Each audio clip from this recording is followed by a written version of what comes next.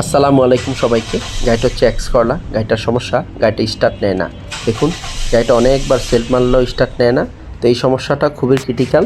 তো গাড়িটা ভাইয়া অন্য ওয়ার্কশপে থেকে আমাদের ওয়ার্কশপে নিয়ে আসলো। তো উনি আরও 2-1 জায়গায় দেখাইলো।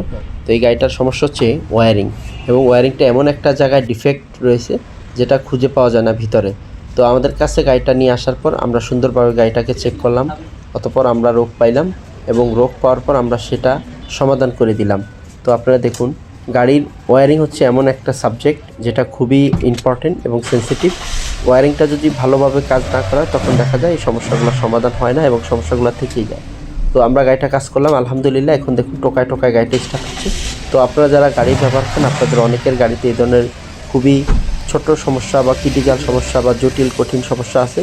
সেই সমস্যাগুলো আমরা ফয়সাল কার সলিউশন অত্যন্ত যত্ন সহকারে এবং সূক্ষ্মভাবে সমাধান করে থাকি।